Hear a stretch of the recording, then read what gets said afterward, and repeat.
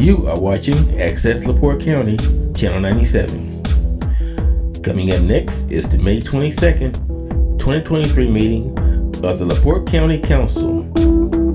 You can find more information for this meeting by visiting www.accesslaportecounty.org.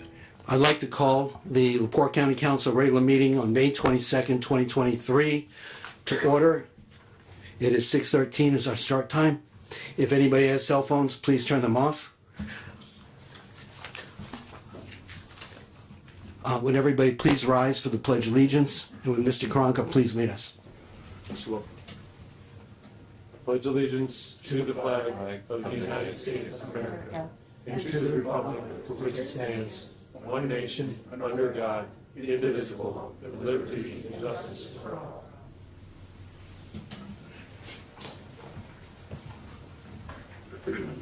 Roll call, please. Councilman Keel. Present. Councilman Rosenbaum. Present. Councilman Mullenhour. Present. Councilman Cunningham. Councilman Yagowski. Present. Councilman Novak. Present. And Councilman Karanka. Present. All seven are present. Okay. Approval of the May 22nd, 2023 agenda. Motion to approve. Second. I have a motion and a second. Any conversation? All those in favor say aye. Aye. Any nays? Okay. Approval of the February 6, 2023 Joint Council Commission meeting minutes.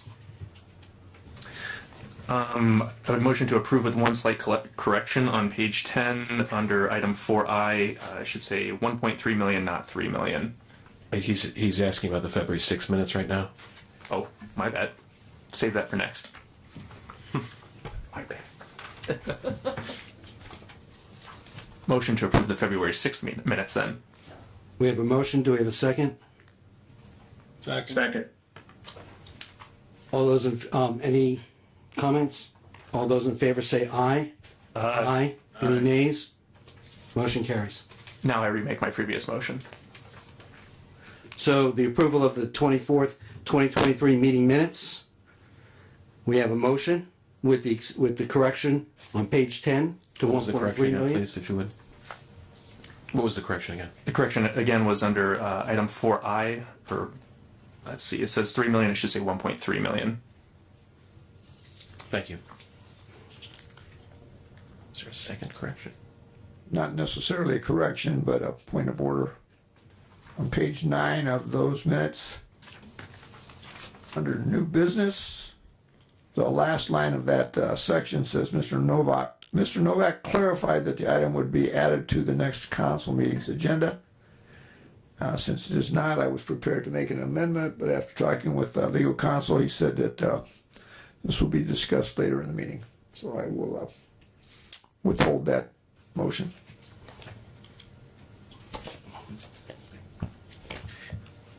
And Mr. President, was there a second correction, I believe, that may have been emailed to us earlier? Or that's it? That was the correction that I emailed earlier. Okay, thank you. So I have a motion. I did not hear a second. Second. I have a motion and a second. Any comment? All those in favor, please say aye. Aye. Aye. Any nays? Motion carries. Public comment. We invite those in the public to please come up, state their name. If they wish to make a public comment.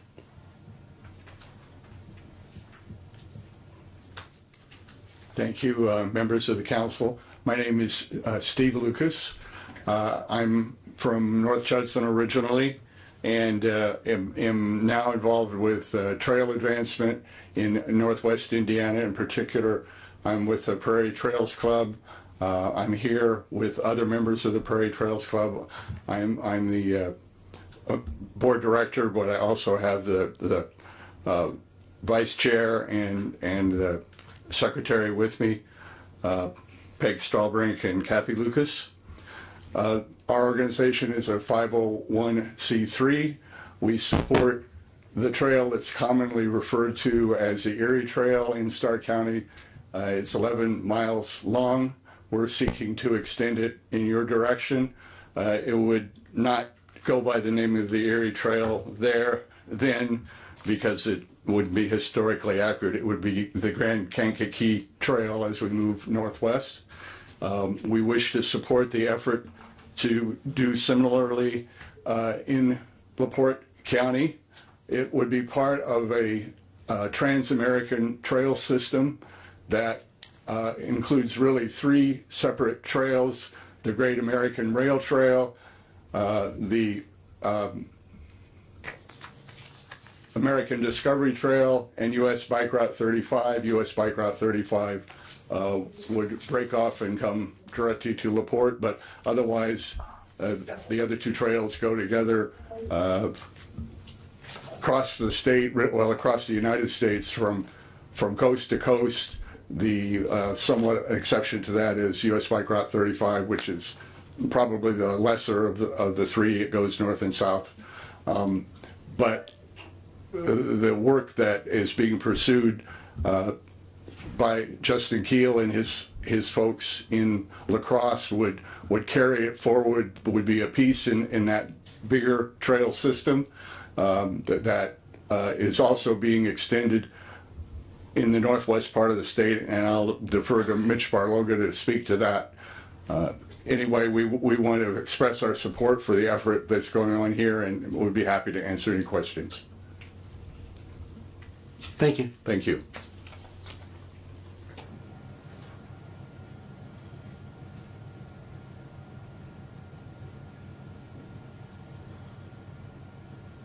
Good evening. My name is Mitch Barloga. Thank you for taking the time to hear me. As Mr. Lucas had mentioned, this proposal that is before you is part of a much larger endeavor. Now, I work with Northwest Indiana Regional Planning Commission, or NERPC, and we are the metropolitan planning organization for the 3 county area, LaPorte and LaPorte counties, and Justin sits on our commission as part of the representation of LaPorte County Council. So I wanted to just hand out a little graphic to let you know about what the Great American Rail Trail is all about and be brief about it.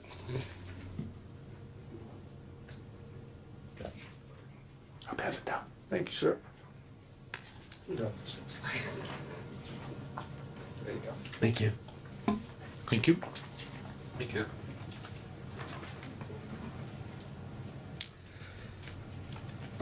So the Great American Rail Trails you're seeing from your graphic, there are 2 in front of you. The front page shows you the actual breadth of the entire route going from Washington, D.C. to Seattle. It's a, I believe, 3,700-mile route that goes between the 2 coasts. It is intended to be an off-road trail from coast to coast, which is quite unique and quite the endeavor. It is being championed by the Rails to Trails Conservancy, a national nonprofit organization, and I've been working with the RTC. Sorry, my acronyms come up once in a while, but the Rails to Trails Conservancy for many, many years on this and other endeavors. In Northwest Indiana, I've also been working at NERPC on funding many other trail projects. On the route of the Great American Rail Trail, continuing to the northwest, there are pieces that have been funded. In Hebron, they funded a 1-mile segment there near 231 on the county line. Up in the city of Crown Point, they funded nearly $3 million to complete the Great American through the city of Crown Point, and then that would connect eventually to what's called the Pensy Greenway, which starts in the city of Crown Point, continues all the way into Illinois, and then onward to the west. So there's been quite a bit of investment already, federal and statewide investment. There's been Next Level Trails funding already in the city of Crown Point and with Hebron. I do know from officials in Couts that they are going to apply for this next round of Next Level Trails for about a probably less than that, 1/4 mile or half-mile segment of the trail corridor there. And just so you know, the Next Level Trails program, which is being administered by the Department of Natural Resources, they're very keen on funding these segments of this visionary corridor. This is one of the major state visionary corridors, as Steve had mentioned. We have several visionary corridors throughout Northwest Indiana, but this is one of the ones that we've been focusing on quite a bit. And of course, your support would be extremely helpful in bringing the trail out from North Judson to La Crosse. And then we are working very closely with officials from La Crosse over to Hebron to get this completed. It's not going to be easy. It won't be overnight, but you have to start somewhere. But having this trail completed, especially in a corridor that is pretty well established between your two communities, is a great start. So again, thank you for your time. I'd be more than happy to answer any questions on this or any other trails you might have. Yes, go ahead. How long has your trail been open, your 10, 11 miles in North Judson? The 11-mile segment North Judson, I'm sorry. Much better at this tonight. The 11-mile segment North Judson, really it was in three pieces. There was a 3-mile segment from North Judson immediately southeast, which I think was 11 years ago. And then 10 years ago, it was extended for 9 more miles. Let me see. It was 3, altogether it's 11. So 3 and 6 more miles, of course. 6 more miles to US 35. And then our organization, the Prairie Trails Club, got a grant from the same program that Mitch was talking about for a 2-mile extension, and that was completed 2 years ago. And over the last 2 years that you've had this 11 miles, do you have some estimate of the usage of the trails? We do, and I'm going to pull this. Our count is from North Judson's rural, but our count is from an even more rural part that's south of Bass Lake, but it's about 8,000 people a year. That's the best count. We just recently got a counter, and we've done counting mostly in the off season, so it's probably on the low end. But the count that we had that we started the count in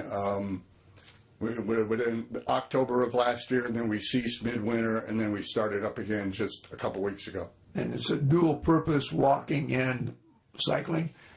It is bicycling and walking, and for 9 of the 11 miles, and that wouldn't be, I don't think, for the part that's in LaPorte County or the part that we're working on in northwest Stark County, it would be just those 2 purposes. For 9 of the miles going southeast, it's also an equestrian trail. Okay, thank you very much. Sure. I did fail to mention in the handout, again, you have that first sheet. The second sheet is the way it looks in Indiana and the details of the actual development of the trail. And the easiest way to let you know is that the Great American Rail Trail is half developed at this time from coast to coast and about half built in the state of Indiana.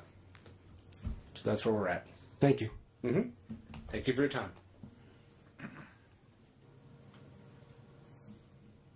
Public comment is still open. Anybody else would like? If you're on Zoom, if you'd like to raise a hand.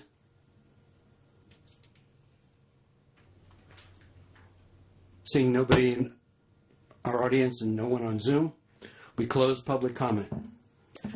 We move on to department head reports.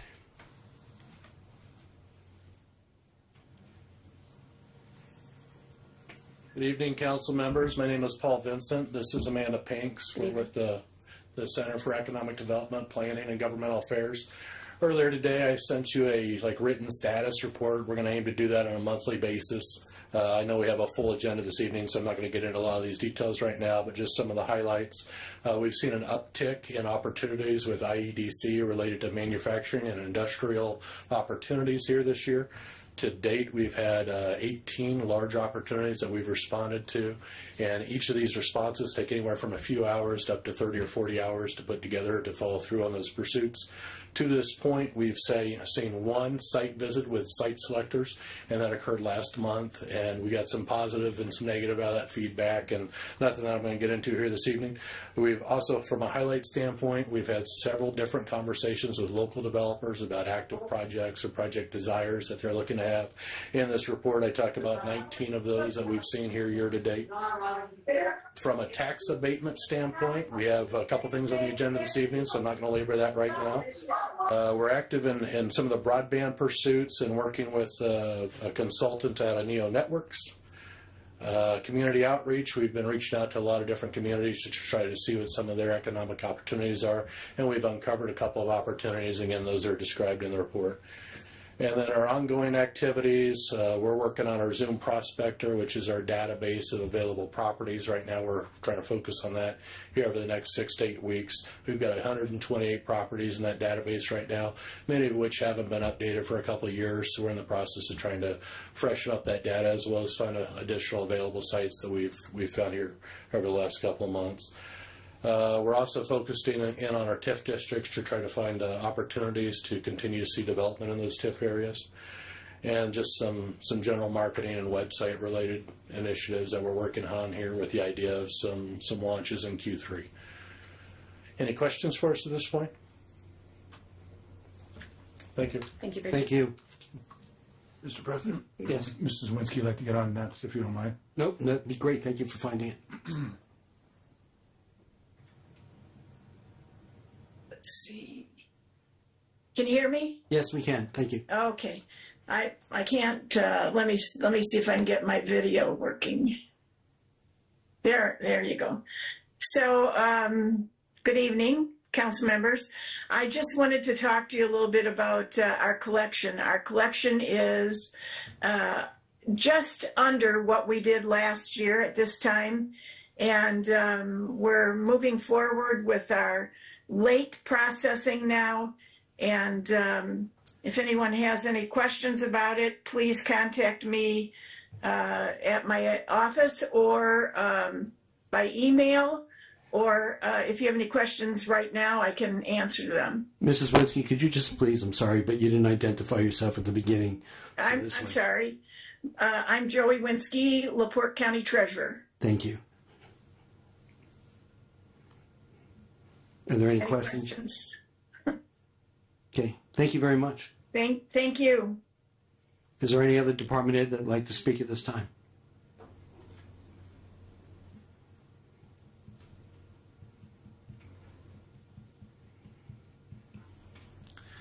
Good evening, Council. Mitch Bishop, County Planner.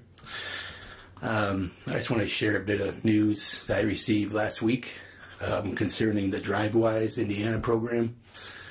I sent an email out, I think it was Friday or Thursday, after I received some information from Councilman Kuehl about the program. Ryan Lysick, he's applying on behalf of Lake, Porter, and maybe LaPorte counties for EV charging stations. And that's actually due June the 13th of this year. And what he needs from me, if we're interested, is an aerial of two or one location. Each of those locations would have 5 parking stalls. For one of those 5 would be ADA approved. We need a location, which consisted of an aerial, and not a commitment letter, or not a commitment letter that shows our commitment financially, but just a letter of support at this time. So I was putting it to you, see if you'd be interested. Yeah, Mark. Please. So, Tesla example, they came in and they got the permission from landowners to do it, to put it on their property. What do you have to have? Well, we can always pick a location, but it has to be approved by the people that actually own the property. What is the requirement there? As far as picking the location? Well, we can pick a location, but it's their land. How are we going to put it at? No, it's supposed to be off-street parking and then owned by the county. Okay. So Somewhere that we have in LaPorte County? Yeah, that we own. Okay. Mm-hmm. Do we have any? There's some suggestions I put out there. I know I spoke to Jeremy Sebecki, the parks, and also Justin had some suggestions as far as under the bridge here in LaPorte and possibly in the Michigan City courthouse. Okay. And that location, I know it's tight for parking. A lot of that is county parking, employees park there, so it might be a little bit tough. But it doesn't have to be off-street parking. Could it be city-owned also? The city could apply as well separately for it too. Okay, thank you. So, yeah. Mr. Bishop, could you explain the cost obligation that the Yeah, so this? it's a 20 we would pay 20%. However, we would receive that back in tax credits, meaning that after that the construction is completed, we could apply for tax credits and it would pay 30% of anything we pay for construction. So essentially it would be a free project to the county in the long run after everything's built. President? Yes, sir. Just as a keynote, that this happens to be something that's the up-and-coming thing to do, we tend to give all our properties out back to the cities, any municipality. We don't keep the properties. We might want to reconsider our property distribution in the future. Great, thank you. Is there any interest to move forward with this or to make a motion? I'll make a motion. Mr. Lind- Go ahead. Make a motion. We can only that we endorse the project at this point. So we'll give him a commit. Endorse. You give me permission to sign a commitment letter on behalf of the council, and it's non-binding cash, but it doesn't that we'd like to move forward. Yes, sir. Second. So we have we have a motion of support, and we have a second by Mr. Novak. And is there any further discussion? And I would just add that you should probably talk with the commissioners as well. We don't want to step on their toes, but it does seem like a good opportunity. Right. I did speak with one of them already, so I know it's favorable. Okay. I'll just call for a vote. All those in favor say aye. Aye. Any nays? Hearing no nays. Motion carries. We'll prep a letter and we'll get that out. Yeah, I'll get the letter to you. Okay, thank you. Yeah, thanks.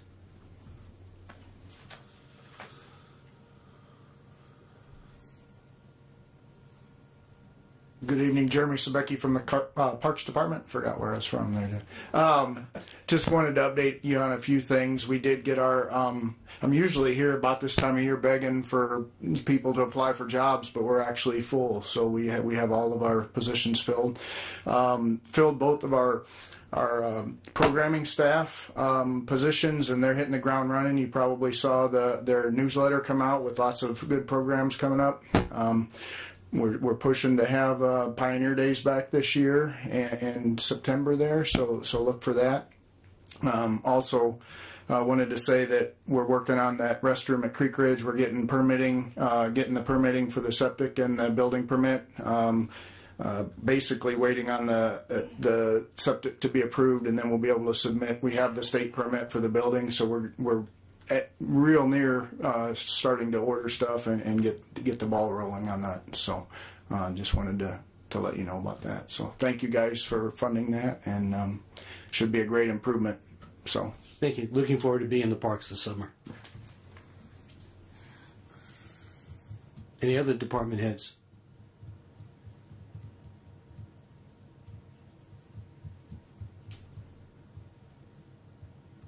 Good evening, Mr. President, Councilman. I know there's a pretty hefty agenda tonight, so I'll be brief, but I did just want to update you, gentlemen, on some of the things we're doing out at County Highway. Today we began on the Johnson Road and 400 West relocation project. This is going to be a considerable safety improvement to school buses and to the Center Township Fire Department. We're going to move the intersection further, I guess you would call that west on that section of Johnson Road. It's been a collaborative effort between the county engineer, county surveyor, and MS4. We're doing the work in-house. This will be a considerable cost savings to the county taxpayers.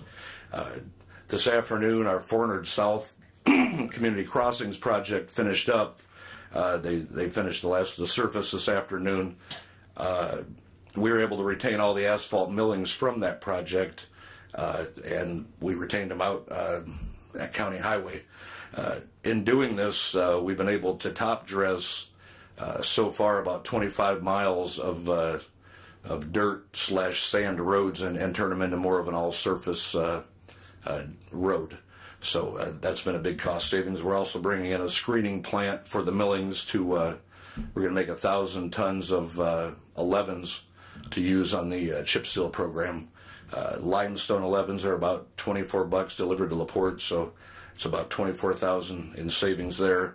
We're also going to make about 3,000 tons of 73s out of the grindings, and those are about 25 a ton delivered to LaPorte, so that's about another 75,000 in savings. Speaking of the community crossings project, we opted to inspect it in-house versus paying a consulting firm $30,000. As my previous employment, I'm a NDOT certified HMA inspector, and there were no project management requirements from the state for the grant, so that was a nice little cost savings there. Patching, we've gone through $40,000 in cold patch so far this spring.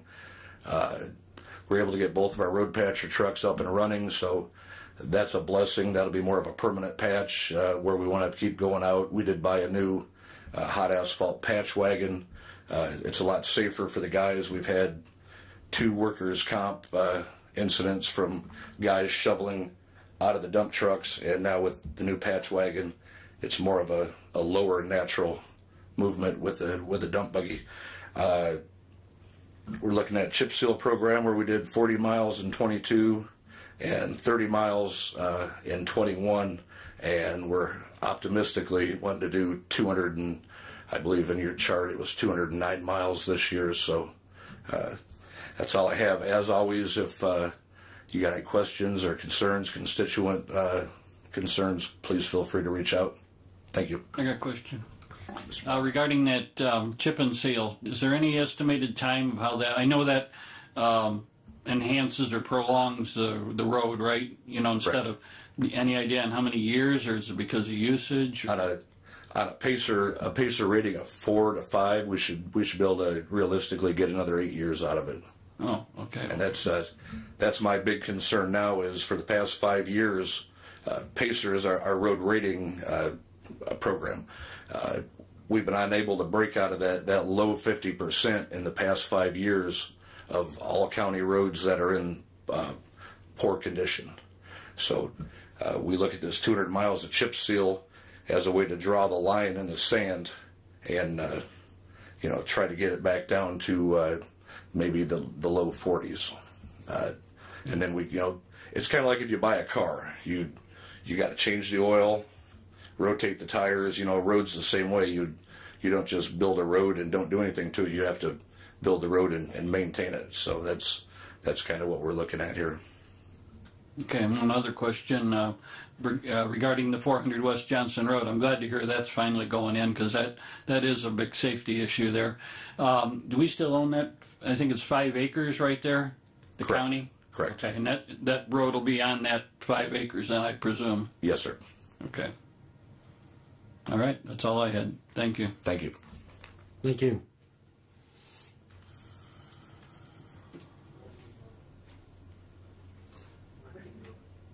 Randy, please. No, I was going to ask where the information was. Evidently, you just handed it out. Yes. Oh. And I tried to. I would appreciate getting it ahead of the meeting next time instead of. That's all. Okay, great. I appreciate you sending it to me too, just now. Appreciate that. Any other department heads? Okay, hearing no more department heads. Close that section. We move on to liaison reports. I'm going to go from left to right. Start with Mr. Mollenhauer. Okay, I've got a few things. On May 2nd, I attended I met with Councilman Mike Rosenbaum and Justin Kyle to discuss the ideas and possibility of rectifying the salary classifications pertaining to the Juvenile Service Center. On May 3rd, I attended the County Commissioner meeting.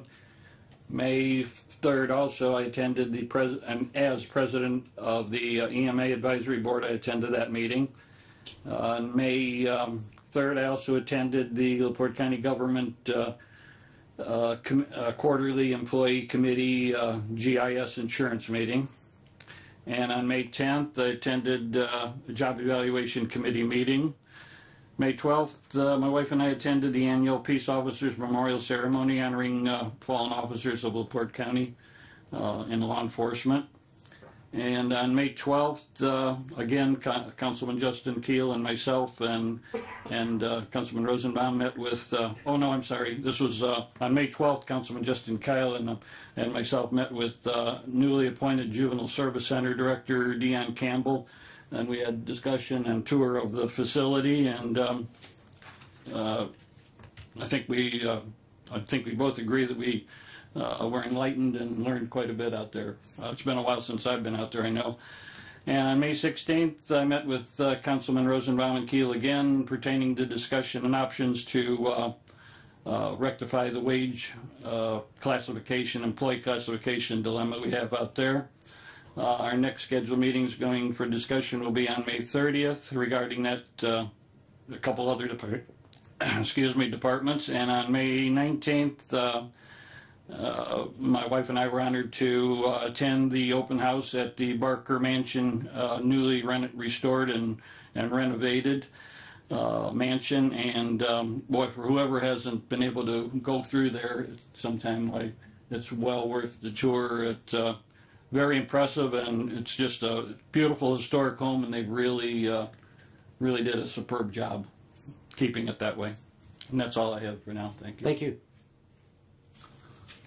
Mr. President, the one item I'd like to highlight is on May 16th, I joined the new director of Purdue Extension for their board reorganization meeting, and it's pretty refreshing to see what's going on out there, and I hope to continue to see that progress. Okay, I'm just going to talk about one thing, and we have what was called the Finance Committee. Now we call it the Agenda Review Committee, and what we've been trying to do is tighten up a lot of things. And even with trying to tighten things up, we still make mistakes. And then also one of the things that we're trying to do is we're trying to meet earlier. So this past month what we did was we met earlier on the agenda, and we're going to try and meet earlier next month on the appropriations, so that we don't miss things and that we can have discussion and keep things moving forward. You've heard about some of the other things that I've been at, so I'm just going to pass it along to Mr. Keel. Thank you, Mr. President.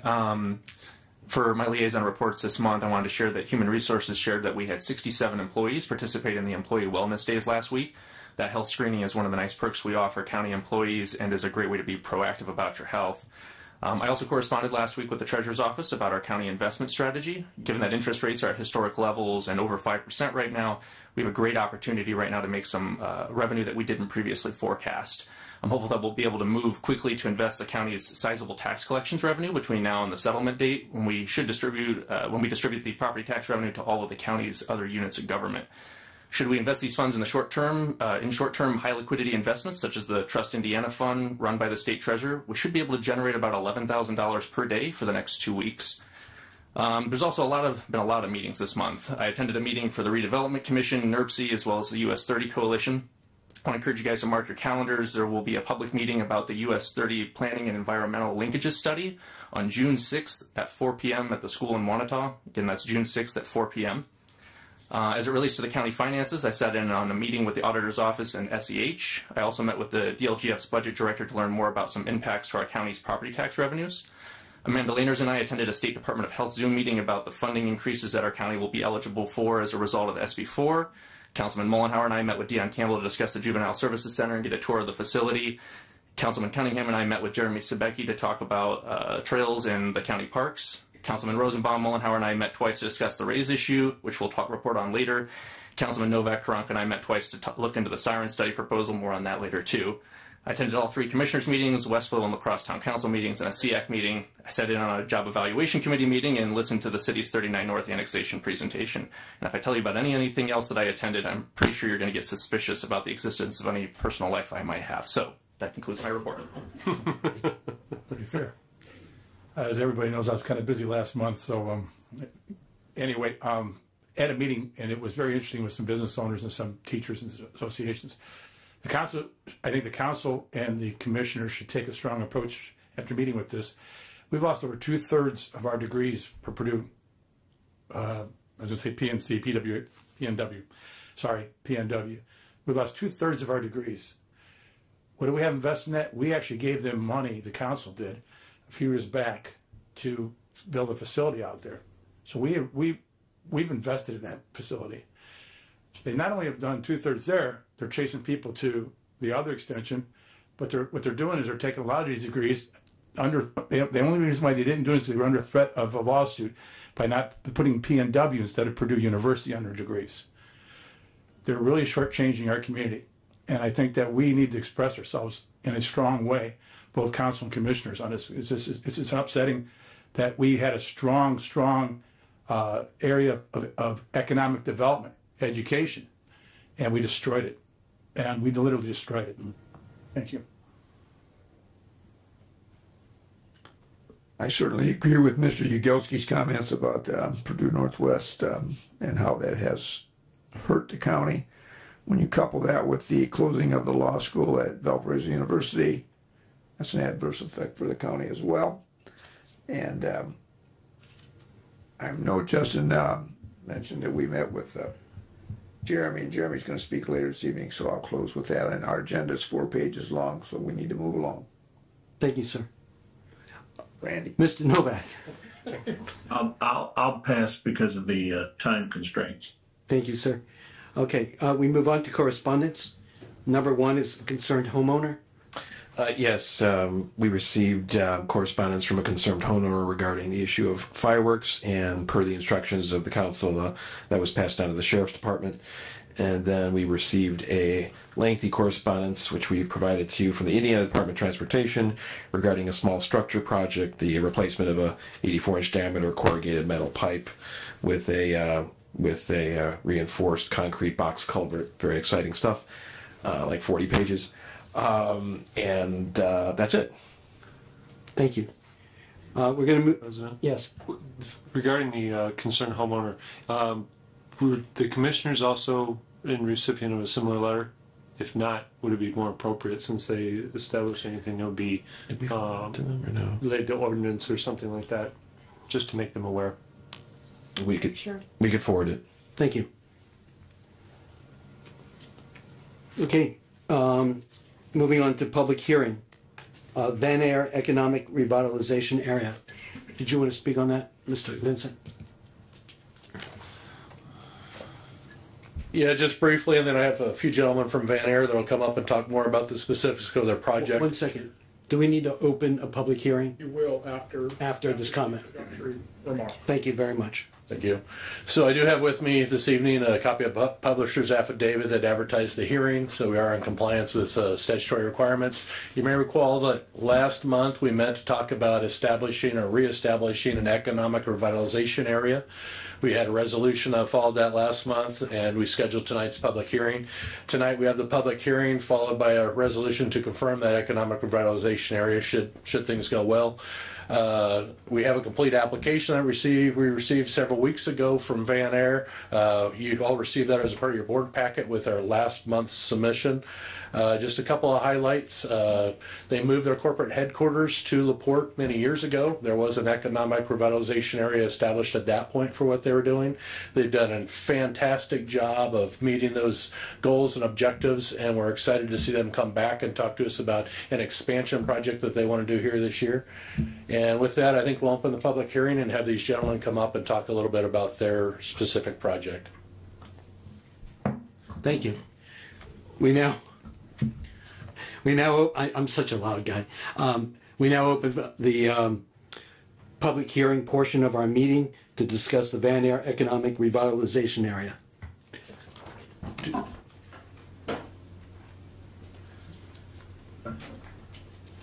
You guys want to introduce yourselves? Sure.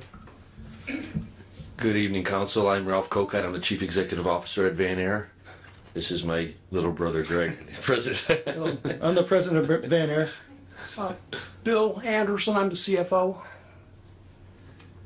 Yes, sir. Yeah, so we're very fortunate to be here this evening, and I wanted to talk a little bit about the project that we have going on at our facility on 300 North. We currently have about 78,000 square feet there. We have about another 78,000 square feet on the north end of town on 12. And right now we've just broke ground on 100,000 square feet to expand our operation even further. We came to LaPorte County from New Buffalo in 2008. with 37 employees. Today we're over probably around 160. And with the new facility, we expect to expand that employ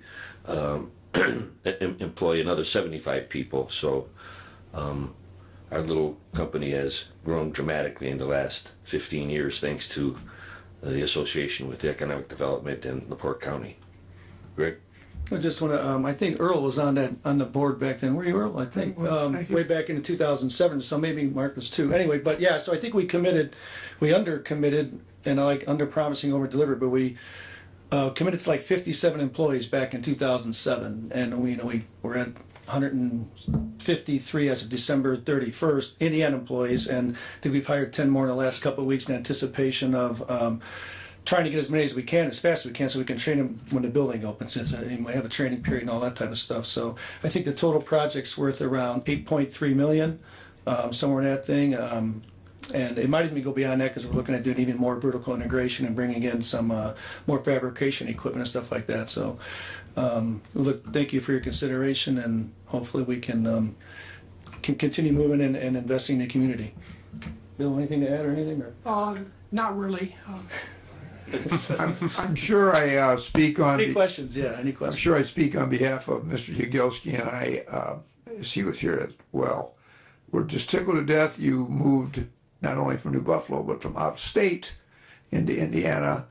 And not only have you done a great job as far as under promising and over delivering, but I see you guys out and about in the community, which is a big plus. I appreciate the fact that executives are in the grocery stores and the gymnasiums, and I run into you guys frequently, and I appreciate it very much.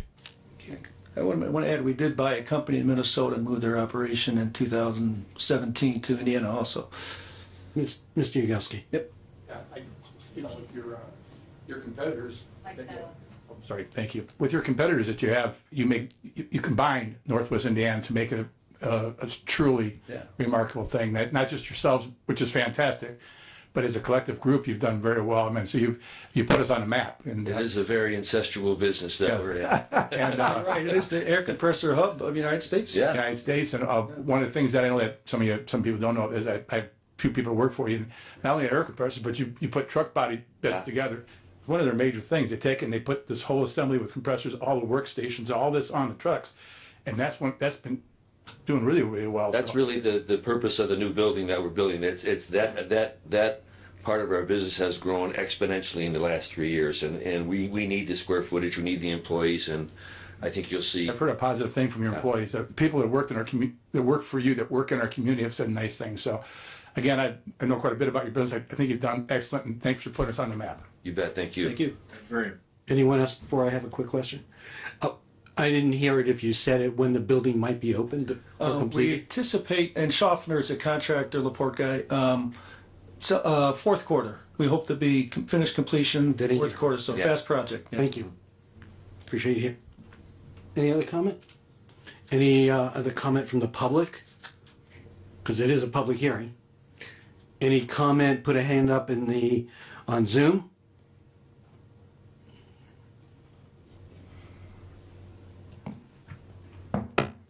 Thank you. Okay, we close the public hearing. Thank you. Thank you. Okay. We now move on to ordinances and resolutions. The confirmatory resolution for Van Air Economic Revitalization Area 2023-5. Motion by title only. We have a motion by title only. Do I have a second? Second. Is there any discussion? All those in favor, please say aye. Aye. This is a resolution of the LaPorte County Council determining that the qualifications for an economic revitalization area have been met and confirming a declaratory resolution adopted by the LaPorte County Council. Motion to approve. We have a motion to approve. Do I have a second? Second. Any comment? Hearing none. All ayes. Aye. Aye. Do we need to do a? No, because it's no appropriation. I just wanted to, because it's a resolution, wanted to be don't want to be second guessed. Any nays? Hearing none, motion carries. Moving on to, are we trying to do this all in one reading or one night or? Well, that's going to be up to you all, but the amendment that you have before you is just some clarification as to the bonus structure that you all set forth last year. Okay. So we're going to move on to number 2. Consider amending the salary ordinance 2023-01. And as it was just stated, we needed some clarification on the bonus that's going to be paid out at the end of June. And it had to do with making sure that, I guess we need to either read by title only or read it. I would recommend, since the bonus is going to be paid at the end of June, that you all potentially consider doing it in one reading and suspending the rule. So if we can get a motion to suspend the rule, if that works for you all. Motion to suspend the rule and pass all the readings today, and also ask that the auditor read the entirety of the ordinance, or particularly section K, just so we're all clear about what's being done here. We have a motion and a second. Any comment? All those in favor say aye. Aye. Any nays? Motion carries. Mr. Auditor. This is an amendment to ordinance number 2023-01, an ordinance adopting County of LaPorte, Indiana salary schedule and compensation policies. Be it ordained by the LaPorte County Council that the 2023 salary ordinance adopted on January 23rd, 2023 is amended as follows. The former paragraph K is amended to read as follows. K, if employed on January 1st, 2023, full-time employees are to receive a $1,000 bonus at mid-year 2023. The bonus is to be prorated by the number of full months employed for the bonus period, January through June 2023. With a footnote, an employee will qualify for the June 2023 proration if they are employed from June 1st, 2023 through June 23rd, 2023.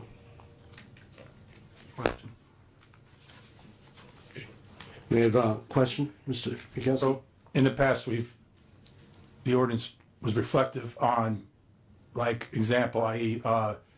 grant people, so on and so forth, and elected officials. Is this ordinance for everybody, like our motion was for that? Nothing has changed, right? Nothing has changed. It's only the... Last year we had a big, long question about this thing, if you remember correctly. Yeah, we were just trying... I'm sorry. This, as I understand it, this was just to clarify the proration issue. But proration for all affected employees that we had, right? Whatever you all voted on as to the salary ordinance, this is just to deal with this first 6 months of the year. I got Mr. DeMartino. The only reason why I'm bringing this up because last year, after we passed it, it was a big question about that. Yeah, but it wasn't a big question when you guys put the ordinance in January. So this doesn't change that ordinance. I understand. Last year, I'm correcting what happened last year. That's all. I believe that some language was left out when my chief deputy at the time submitted this to the attorney, and we didn't catch it regarding proration. So, one, it adds the language regarding proration to make it clear about proration. But two, since council people expressed in private discussions with our office a desire to have the employees get their bonuses earlier in the summer rather than later in the summer so they could use the bonuses, in that discussion, it was determined that what we could do while still measuring June as late as possible is go with Friday, June 23rd, and get that bonus out with the June 30th pay. So I don't know if that's helpful, just trying to be forthright with you on things. Mr. Stabos, for the record, could you clarify which type of employees are eligible? Well, I'll defer to the county attorney. I believe that since the original ordinance was passed in January, that elected officials do not technically qualify. But I'll defer to the county attorney on that statement, that question. Sorry. So, the salary ordinance was, I don't quite understand what Mr. Stabos asked. You're not changing the salary ordinance mid-year, so the elected officials would be included. But so you all have done this every year. Okay. The salary ordinance is supposed to be done in December, but because of logistics in the procedure, we've never been able to get a salary ordinance, and we've always done at the 1st of January. So this is not, in my estimation, it's not changing the elected officials' salaries. So my recommendation is yes, the elected officials do get it. So all full-time employees are eligible, everybody that's listed in the salary ordinance. That, yes. But then again, I'm gonna hope that this year we get to pass the salary ordinance in December. Absolutely. And then we won't have any further issues. Motion to approve. We have a motion to approve. Do we have a second? Second. We have several seconds. We got that. Any comment? Hearing no comment. All those in favor, please say aye. Aye. Any nays? Motion carries.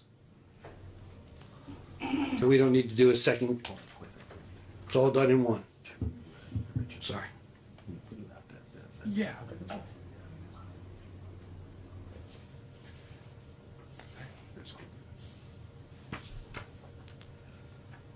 So I just wanted to confirm that we do not need, the one vote took care of it all. Yes, sir. Thank you. Moving on to old business, we have on the correct list. We have a list on the annex insurance claim update by Guy DiMartino.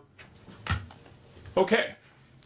I've had some developments that have happened with the insurance company and other issues this week. I am not at liberty to discuss in open meeting what my recommendations are going to be to the council and to the commission regarding the annex building. I'm going to ask that we set up a joint executive session to discuss potential litigation regarding the building annex to be held relatively soon with the complete council and the commission. Mr. President, what is the next commissioners meeting? That's a night meeting? It would be in the middle of the month, which is, I believe, that'd be in June. The 14th of June. Is that too late, Mr. DiMartino? Way too late, because I'm about ready to stop all further proceeding at the building right now. So that's way too long. Fine. So what is the date that we can, at minimum date we can, advertising to it? You can do it after Memorial Day, Tuesday, Wednesday. Okay. I mean, if that works. Memorial Day, Tuesday, Wednesday, okay. Your guys' call. And then you also have to find out what's We have to check with the commissioners also. Well, so if we check with the commissioners and we can do it on Tuesday, we'll do it on Tuesday. Yeah, let's commit. Can we commit to a Tuesday and then tell them if they can commit to Tuesday? I'm fine with Tuesday. Okay, and asking as an alternate for Wednesday. Wednesday's the alternate. Okay, I just want to make sure we're all clear. Everybody check their calendars if we can. That'd be great if there's any thing. 5 o'clock Tuesday, or 5 o'clock Wednesday. How about 6 o'clock? 6. Okay. 6 o'clock. 30. You have a meeting that day? Yeah. 6 o'clock would be better. You want to do it Wednesday instead? No 5? No, either day at 6. Okay. 6 o'clock then. So we're going to aim for 6 o'clock on Tuesday, the 30th. And if that doesn't work, we're going to move it to the 31st at 6 o'clock. And we'll appreciate that. Thank you. To make sure this is all streamlined, Ms. Graves, would you please send down an email to the full council and commissioners with that date so that way it's clear what it is and everybody can confirm if they can make it? Thank you. And then as soon as we can get a confirmation from everybody, tell them we need to get a response back, and then we could do the advertising. Thank you. All right, we're going to move on to number 2, the Juvenile Service Center Community Corrections salary. And I'm going to ask Mr. Keel to give an update for us from that committee. Yes. Move quickly through our agenda. 1 second, I have my notes here on that so that I speak clearly about it. My apologies. Okay. The committee of Councilman Rosenbaum, Mullenhour, and myself has been working on sorting out the issue regarding the Juvenile Services Center and Community Corrections raises. We've had 2 meetings so far in the past month, including conversations with Wagner, Irwin, and Shealy, plus Councilman Mullenhour and I visited the Juvenile Services Center to talk with Mr. Campbell and get a tour of the facilities. I spoke with payroll, and they're helping us study the issue as well and preparing some further documentation. We have more meetings scheduled this upcoming week, I believe, and we hope to be prepared to present recommendations at the next month's meeting. that concludes my report on it. Our next meeting is the 30th. So, yep. Okay. Any questions, comments? Okay, moving on. Moving on to new business. Consider approval of recommendation from the Job Evaluation Committee from the LaPorte County Treasurer's Office, a second deputy, also a reconciliation deputy position. See, is Mrs. Winsky still on?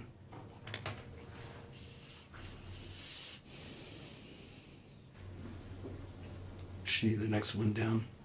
Yes, I am still. Okay. Is there anything you'd like to add to this? As you may or may not know, my chief deputy has accepted a position outside of the county. And so I have named a new chief deputy, but that has left a position opened, her old position. And I have another employee who is thinking about relocation right now. So I will have two positions opened as of June 9th. So I would like to start the process now to interview and advertise the positions, and then hopefully hire two people or one person. If one of the positions does not relocate, it would just be the one position. But I'm anticipating both, and so I would like your permission to move forward with this. I just need to clarify something. One of the positions is called the second deputy, and the other one is called the reconciliation deputy position. Yes, they're both. Okay. They're We both haven't mislabeled in our agenda, and so therefore that skips down to 2B, everyone. Instead, even though it's listed up there under the Job Evaluation Committee, so she's looking for authorization to hire replacement positions. And so one of them is a second deputy and the other one's a reconciliation deputy position. Anybody like to make a motion? You approve? You heard one. Randy, thank you very much. Any second, please? Second. We have a motion and a second. Any further discussion? Hearing none, all those say aye. Aye. Any nays? Motion carries. Thank you very much. Appreciate that clarity. Thank you. We also have for consideration of authorization to hire replacement positions for the LaPorte County Sheriff's Department. There's a clerk typist position, comment 4. Do you care to speak on that, Mr. Sheriff? Heath? Love to. Good evening, Councilman. We were notified a couple weeks ago that Janine Feckety, who's been an employee with the county for about 15 years, has announced her retirement. Her last day with us will be July 10th. We are looking to advertise and start collecting applications. That way we can try to keep this transition as smooth as possible. That way we don't have any gaps and big gaps in the process. Anybody like to make a motion? Second. We have a motion and a second. Any discussion? All those in favor, please say aye. Aye. Any nays? Motion carries. Thank you for coming up. Sheriff, while you're there, Mr. President, with your permission, yes, I'd like to go back to the correspondence letter we had, make sure I understand this correctly. Is fireworks now, the sheriff can't do anything about them 365 days a year, 24 hours a day? What's the deal here? The state has obviously changed the fireworks law in the past several years, in which they do allow some times. This letter, I did receive a copy of it. That was the first time I have heard of any such complaint by this gentleman out there. We are doing some of our due diligence, looking into calls for service to see if he has been calling, and then we will be glad to address this. But as far as not being able to do nothing, as he states in his letter, that is false. There is stuff that we can assist him with. That's what I want clarification on. Thank you very much. Yep, you're welcome. Can you clarify, did the Sheriff's Department reach out to the gentleman that sent that letter? Yes, we have. Yep. Thank you. Thank you both, Mr. Cunningham and Mr. Keel, on that. Appreciate getting that clarity because we didn't want that to be misled. Okay, moving on to number 3. LaPorte County Clerk requests to reinstate the first deputy for elections position. What happened was she eliminated this position and then just had her a deputy position, and that who was handling all of this. But not realizing of all the extra work, she wanted to now move this person to the first deputy of elections position, which pays higher. Motion to approve the clerk's request. We have a motion to approve. Do I have a second? Second. I have a second. Thank you. Is there any further comment or discussion? Could you explain that a little better? Okay. So she used to have 2 deputy positions. She eliminated one of them when the person retired from the elections position. What happened is it still left somebody who had to do the elections. So the second person, the other deputy, was now doing the elections and should have really been moved into the other position. And she hadn't been. So we're just looking to reinstate that position. She does have the money to pay the difference, and that's what she was looking for. I believe the clerk is on Zoom. Ms. Stevens, would you like to I didn't see her. Elaborate? I can. Originally, when I took office, our elections deputy had retired. At that point, I saw that the circuit office had 2 first deputies, and I found it to be strange. However, so I did eliminate one of those first deputy positions. I simply didn't bump anybody up. At that time, we had nobody trained to handle elections, and now we do. So this employee she's fantastic. She manages to get her work done through all of the madness of elections. But she does end up, she works a lot harder during election time. She ends up staying late. She comes in early. We have election day, which is a 16-hour day. And right now she's not being compensated for any of that. So what I would like to do is to bump her up to a first deputy pay rate, which would compensate her for all of her work during election time. And I would like to go back to the beginning of the year. She handles all the filings, all of the campaign finance, the Excel sheets, the keeping track. I mean, it's a lot of work. So we have a motion and a second. Is there any further discussion? Any comment? Hearing none. All those in favor, please say aye. Aye. Aye. Any nays? Hearing none. Motion carries. Thank you for your explanation. Thank you very much. Okay, we are going to number 4, introduction of resolution number 2023-6, followed by a request to schedule a public hearing to consider the resolution to grant a waiver of noncompliance on an untimely filing of the January 1, 2022 assessment date form CF1/real and form 322 for NP Westville Industrial LLC, and it's being sponsored by Councilman Keel. Briefly, to give a little bit of additional background, earlier this month, SEH reached out to me to share this information. NP Westville Industrial, there was an error and occurred in the filing process. They didn't get their paperwork into the auditor's office on time in order to qualify for their abatement.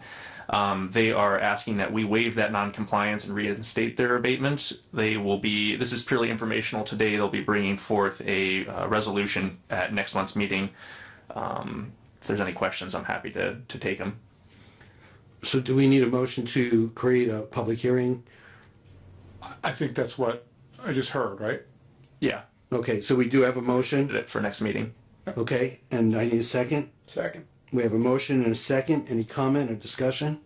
Hearing none. All those in favor, please say aye. Aye. Any nays? Hearing none.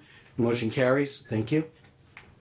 Now we move on to something that we've heard a little bit about before. Number 5, motion of support for the Grand Kankakee Trail, and we've been requested for support for $200,000. Motion to approve. We have a motion to approve. Do I hear a second? Second. Can you just give a brief? Yeah, a little brief overview. I did send down information to all the council members as well as the auditor's office, so they're up to speed on it. This is a proposal to seek a motion of support of $200,000 from the county council. Currently, there is a proposal for a trail between La Crosse and North Judson known as the Grand Kankakee Trail. It'd be about 9 miles. We currently committed today. The Healthcare Foundation has generously contributed $200,000 towards this and commit that. The town of La Crosse has committed $50,000, and we're seeking $200,000 from the county council to round out that request for the local match to be applied for in the upcoming round of Next Level Trails. I'm happy to answer any questions anyone might have about the proposal. Are there any further comments or discussion? As a South County youth, I will support this wholeheartedly because as a youngster back in the day, we didn't have bikes like they do today. We had old beaters with no chain guards and so forth. And but I can tell you this: most of us in this age bracket remember we rode those beaters from community to community all the time. It was the thing to do. From Hannah, we rode to La Crosse and Wanatah and Kingsford Heights and Hamlet. And we learned to plan better because there were always flat tires and broken chains. We learned to carry a first aid kit of some kind because there was always skinned elbows and knees. Rub a little dirt on it. Yeah. And there was teamwork involved. There was always somebody's bike, you couldn't get it back to town. So you picked up the parts and rode double on the bike to get back home. I think a lot of things that I use today were developed in those times. You had to be a problem solver. And I certainly support this. I think it's a tremendous opportunity for LaPorte County from the standpoint of growing our dollars for a small investment. As Jeremy would tell you, you can't build a park for $200,000. But we're going to get extension of South County area into North Judson and further beyond to many parks. And I like to think this is a linear park that doesn't have a great deal of expense. Would you agree with that, Mr. Sebecki? Yeah, I think it's a great project. There's always the question of maintenance, and I think there's ways that we can plan ahead, and the Prairie Trails Club is a great example. I think if we plan ahead on this, you know, if the council decides to fund this and this happens, I think it's something that we need to plan ahead and say, let's work on a group that can do the daily trash pickups and making sure things are neat. And if we plan it correctly, again, with the trail itself and the plants that are planted along it, maybe we bush hog it a couple times a year instead of having 11 miles to mow or however many miles are in LaPorte County. These are things that we just need to think about ahead of time, and I think it would be a great addition to the county. And I mean, it's connecting communities. There's already a trail system close by that, you know, we hope to connect to, that'll be a really long trail and people can use and get some of those bikes and kids off roads and that physical activity and stuff. So I think as far as I'm concerned, I think it's a great idea and it's a great concept. So thank you. All right. Any further discussion? Hearing none, I'd like to move it to a vote. All those in favor, please say aye. Aye. Aye. Nays? Hearing no nays, the motion carries. We move on to appropriations, transfers, and requests. So the very first one is... Real quick. Yes. So is this going to be put on the agenda for appropriation next month? Or We are submitting financial commitments as part of the grant. We won't be ready for an appropriation until we get awarded the grant. Thank you. Because Sorry, Mark. Yeah, it's okay, Mr. DiMartino. Because we have a long agenda, can we take motion that we all say aye and then just ask Randy for his vote? Yeah, so you need to do a roll call under the rule for appropriation when somebody is by video. I'm sorry, people have been very much sticklers regarding the. No problem. Could we consolidate multiple items into a single vote? You can do it under a certain department. I don't think that's a problem if you've done that before. But you can't say the first page. Do all vote on the first page? You can't do that. The whole packet. But if you're talking about emergency management, you can do that. Thank you. Okay, moving on then. LaPorte Animal Shelter requesting additional appropriation from Riverboat Wind Tax or ARP for the truck repair, $7,500. What is the council's pleasure? Motion to approve. From? And I think this should be a not to exceed, correct? Not to exceed 7,500. Would you like to? He hasn't exactly. I would make that. Will you accept that not to exceed 75? I will accept that amendment. Absolutely, thank you. And we have a second on that. And we're just looking for what fund? My gut says riverboat. It works. That goes for it. Let's go with riverboat. Okay, we're gonna take it out of Riverboat. Any questions, discussion? Hearing none. All those. Discussion. Oh, discussion, sorry. Just a quick comment that Mr. Hayes at the small animal shelter actually only asked for 37.5. So we're approving. Actually, he, being his liaison, he actually said at the least he would take half of it, but. Right. That was my point. I'm complimenting him that he was willing to take $37,000 or $3,750, and I think it's very gracious that we know that he's taking that other $3,750 out of a donation fund or something. And I think, what other equipment don't we fix? I don't think he should have to take it out. So I appreciate the fact that the council concurs that we should move this up to the 7,500. Thank you for bringing that up. Now, any other further discussion? Hearing none, we need to do a roll call. Councilman Cunningham. Aye. Councilman Yagelski. Aye. Councilman Keel. Aye. Councilman Rosenbaum. Aye. Councilman Karanka. Aye. Councilman Molinar. Aye. Councilman Novak. Aye. 7 ayes. Okay, moving on to LaPorte County Emergency Management, requesting additional appropriation from Lit Public Safety 1170, Riverboat 1191, Wind Tax 4220, or ARP 8950/8951 for emergency siren survey, inspection, and repair not to exceed 50,000. Do we have a motion? Motion. Motion to approve from, Second. from ARP. From lit, from public safety lit, did you say, Mr. Cronko? No, I said ARP. ARP. Public safety led. Yeah. I'm sorry, Mr. Novak, did you have a recommendation? We would have a Seconded it. I think it should come out of lead, but that's my recommendation, but I'll go with whatever you guys lit, public safety lit, I'm sorry, Councilman, is the most restrictive use. So since you can use it from that probably would be the best choice.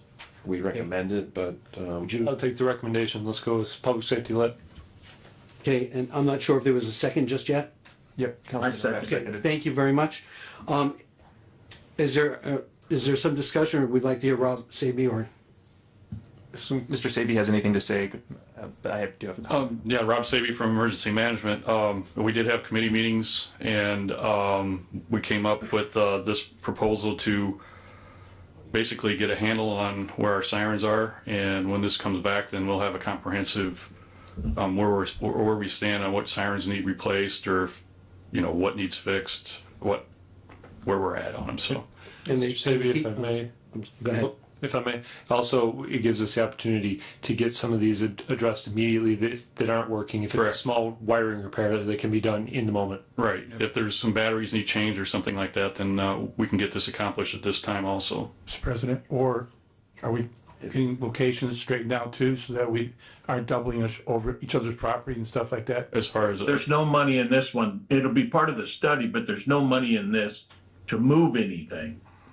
Yeah, this Not stuff. voting, this is an inspection, because we are, Westville was a total disaster. We ended up doing that because we waited 2 years finally, but the problem is that we're running into issues that area is triple covered. You don't need that. If you get the right height for all these and you get the right locations, you don't need that amount you have out there right now. Mr. Yagelski, if I may. I agree. Part of this is the fact that we understand that there's a lot of those issues, which is where the study's coming from. What we were able to do is cut an additional contractor out of the situation to take us below the threshold to go for a competitive bid and get some additional work done. Before, they were just going to take a survey and have somebody take a ride around LaPorte County to get a tour and take notes. And now we actually have a contractor that's going to be going up into the bucket truck with the intent on making some of these repairs to where we at least take a step forward while getting the study to address the pole height and all the other concerns. The study. That's part of this study. I just asked. I said, and the pole height, and locations. Correct. Right. I said, no, okay. No, they're not going to study the locations. We're going You're still talking about this, to, right? you're taking it to the next level, the second phase. Am I thinking- Studying the location can be done by Rob. Correct, Rob? Yeah, we can use the GIS. They can map them out, put in. We'll make maps out, and I can get those available if you'd like to see them. And Absolutely. okay. Because the disaster we did with Westville, absolutely. Okay. Yeah, we'll get maps out after we get the survey done, see where we're at, and then I'll make sure that you get an update map on. I can get it to everybody. So. Do you need a clarity? No, not you. Just 1 second. This was actually advertised for $49,403 earlier in the month. So today, that's all that we'll be able to vote on is up to not to exceed the $49,403. And if you need more, we can do it later, but I would need to ask you to amend your. I'll amend it to the advertised amount of $49,403. Second. And further comment, I just wanted to point out that this is an excellent example of where we pumped the brakes. We moved it into committee thanks to the great work of Councilman Karanka and Councilman Novak and others, including Commissioner Grammarosa, Rob Savy. We were able to save taxpayers over $20,000 and increase the scope of work of this project. So, I mean, this is a perfect example. Pump the brakes, look into it more, and save taxpayers money. Yeah, and I appreciate the work everybody did on this. It actually, like you said, it saved a lot of money. So exactly. Thank you. Okay. Mr. Savy, do you have some idea on the sirens, the effect of the wind direction, how much you gain or lose if the wind's coming out of the north? I do not. I would have to probably talk to the manufacturers on that. I'm sure they have some kind of information, but I'm not sure if that, the wind affects. I know sometimes at my house, I live out, by Union Mills. I'm between Union Mills and Westville. Sometimes I can hear Westville sirens. Sometimes I can hear Union Mills. That's my point. So, but it's to an expressway that there are nights I can hear tires. Right. Other nights I don't hear those tires. So sound travels differently with different wind. I mean, correct, and also with the atmosphere. If it's real foggy, it's not gonna go as far. But I know off the top of my head, it's like 6,500 feet is what the radius is on the sirens or something, which is about a mile. So that's probably on a good day, on a calm day. But when I get the maps, you'll be able to see that. And just as an afterthought to this, I hope that your office looks into over time a public relations thing with newspapers and radio stations and so forth, with the phone apps and so forth that are available, because not one of these solutions is a catch-all. No, I mean, we have the weather radios, you have the sirens, and we have with the technology with our rave system, which is actually the Smart 911 that the public logs onto. We are working on that. One of the problems we have right now is we lost our printer in the county. We used to have, I guess, a person that did printing and stuff, and apparently the equipment got destroyed that was upstairs during the flooding. So now we have no equipment to get printing done. Our budget, we don't have the budget right now to have extra printing done, so I'd have to come to council and get extra appropriations. But we didn't lose printing. We took the person that was effectively being used. We're going and using the sources that we have outside of it. You can go to the commissioner's budget, it has for printing. Okay. It's in their budget. Okay. No, I wasn't aware of that, so. We did not lose printing. Okay. If in fact you can have any of that stuff done for the county fair, you got a pretty good crowd there. Right.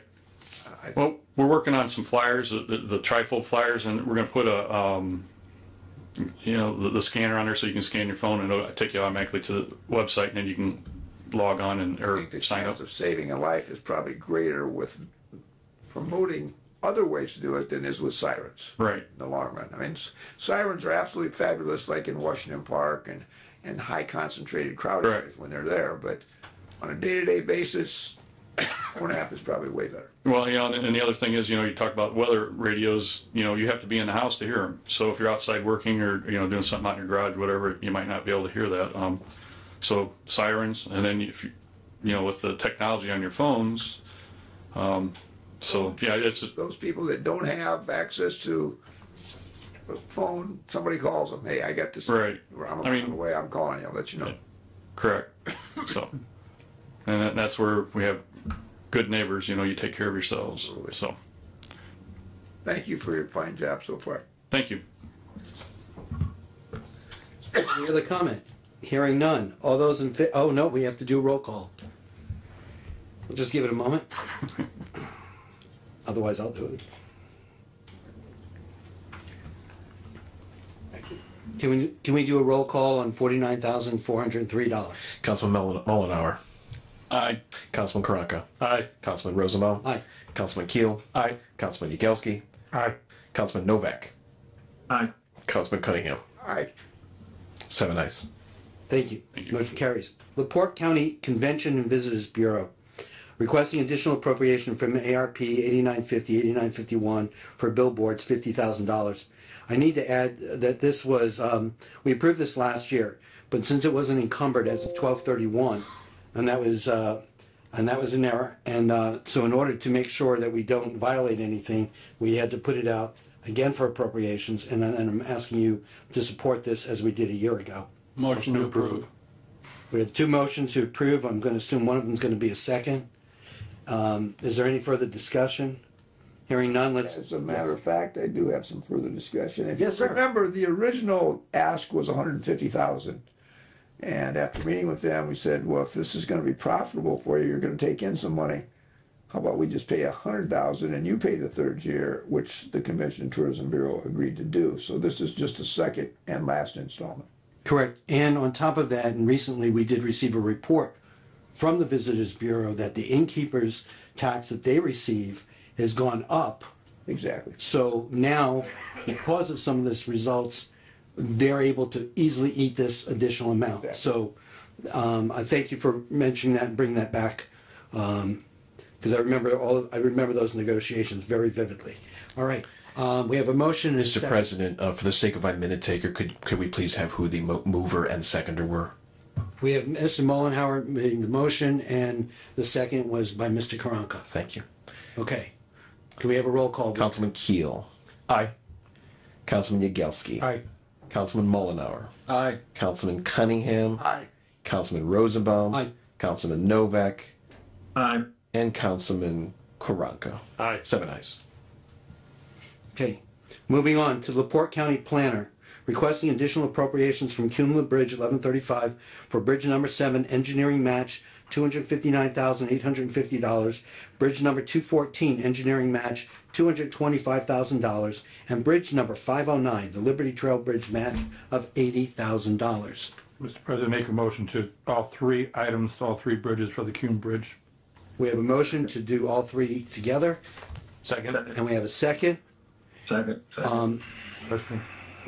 There's a question that we have with Liberty Trail Bridge, for the 80,000. We didn't get the paperwork from the city. Did we finally get the? No, we did get all the paperwork. That's what I'm asking. Yes. Okay. Yeah, no, Yeah. They once they understood, they quickly got the paperwork. We had it very quickly. Thank you, Mr. President. We were able to move forward. Mr. Bishop, do you want to speak very briefly on this? Which one? On any of it, or if not, we'll just go. Yeah, it's just good success for the community. Good success to LaPorte County, I believe.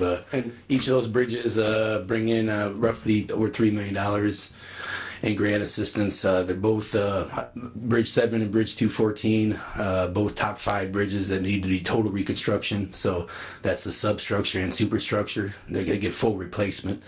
Both construction times, I believe, are in fiscal 26, and the other one's at 27. The other one, Liberty Trail Bridge, I think it's a good partnership. It works with the Singing Sands 3. That's a grant with Michigan City. I saw that the concrete approaches were sagging, and when I was out there with them, I got them to partner, and we got them to get money, additional money, to fix those approaches as well. So I think that's a win-win for the county. Otherwise, it would have cost us another $300,000. So, good project. I think all three are good, and I've been successful many years doing this. So, just keep it going. Matching funding source, federal funds via NERC? Yeah, the matching funds were all Cume Bridge. Any other discussion? Hearing none, I call for a roll call. Councilman Yagelski. Aye. Councilman Mullenhour. Aye. Councilman Cunningham. Aye. Councilman Rosenbaum. Aye. Councilman Karanka. Aye. Councilman Novak. Aye. And Councilman Keel. Aye. 7 ayes. Thanks. Okay, moving to the next one, the Fair Management and Events Corporation requesting additional appropriation from Riverboat 1191, wind tax 4220, or ARP 8950, 8951 for the additional amount needed for the restroom facilities for not to exceed 100,000. This was asked for, should have been on last month's, and we took it out of ARP in the first time. Anybody like to make a motion? Motion to approve. Out of ARP or? ARP. Okay, we have a motion to take it out of ARP. Anybody make a second? Second. We have a second. Any discussion? Is this going to be? This was, a motion of support was passed that night too, so. Yes. Just wanted to. So this is going to be done right now. It's I believe, Randy, if you can correct me if I'm wrong, but I believe the sides are up and the walls are up, the plumbing's in. I mean, it's moving along. It will be done before the fair. So wonderful. Thank you. Progress is working along very well. Okay. Roll call, please. Councilman Novak. Yes. Councilman Keel. Aye. Councilman Rosenbaum. Aye. Councilman Yagelski. Aye. Councilman Cunningham. Aye. Councilman Mullenhour. Aye. And Councilman Karanka. Aye. 7 ayes. Okay, moving on to the next item. LaPorte County Highway Department requesting additional appropriation from their local road and street 1169 account for road maintenance not to exceed $2.5 million.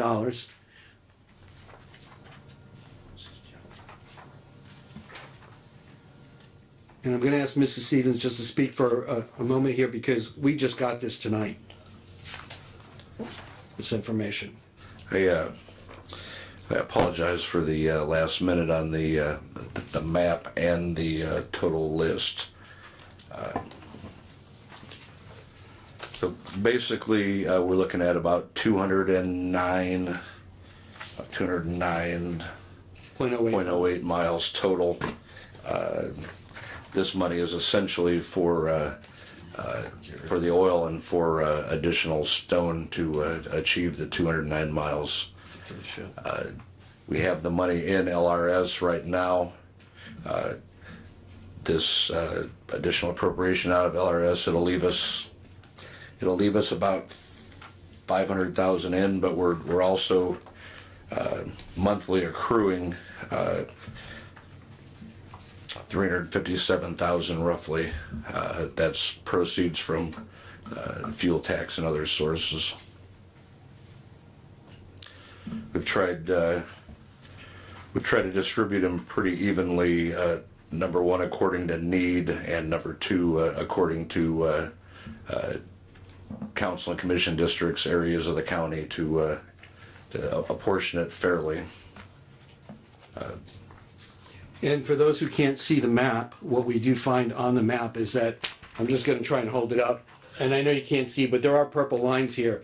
And this is spread out throughout the county. It's not like it's one community or another. And it is different roads. And I just wanted to share that. Okay, do we have a motion? What would the council like to do?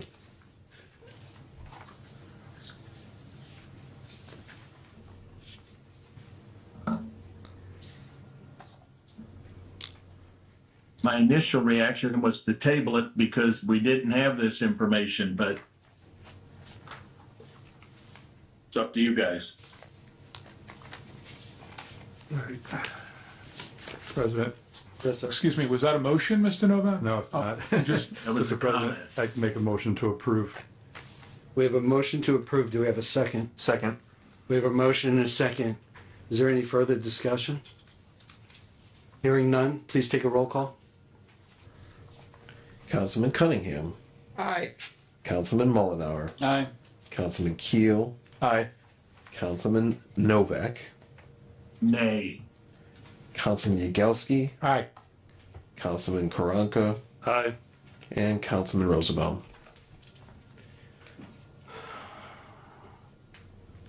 I'm an aye.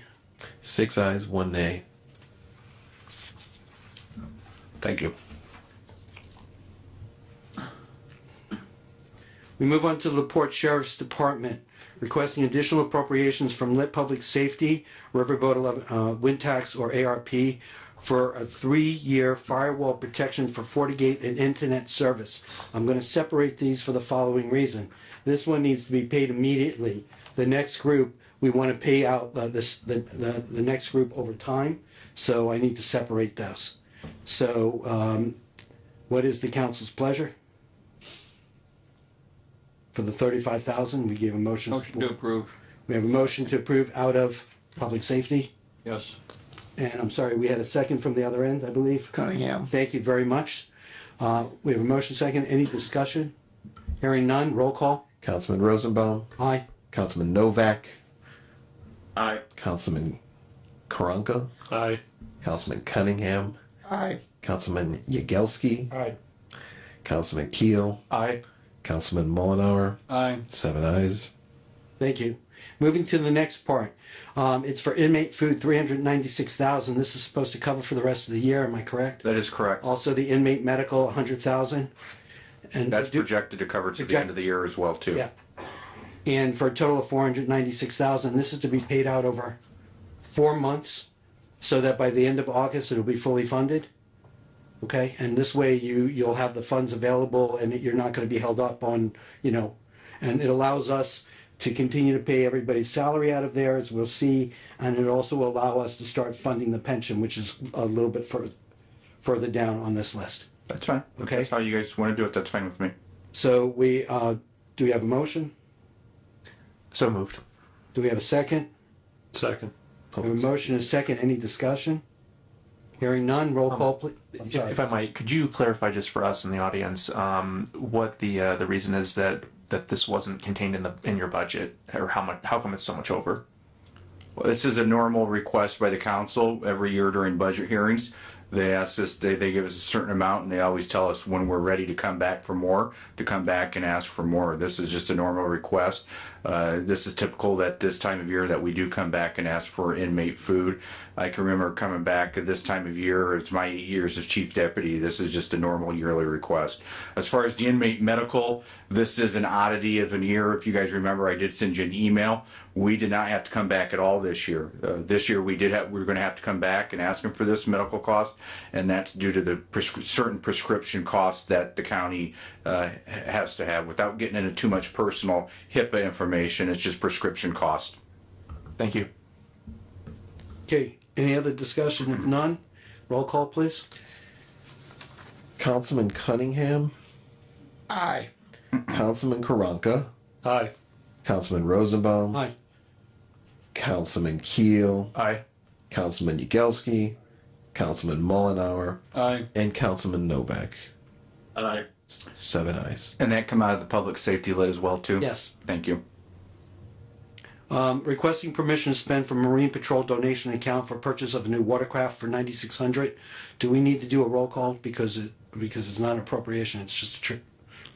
You do not. Okay. Appropriation only. So what I will do is I will ask, just for clarity, that Mr. Novak lead us off with his vote. But first, we need to do a motion and a second, and then get into discussion. Motion. We have a motion. Do I have a second? Thank you. And discussion, sir? So the other book, this is, I'm sorry.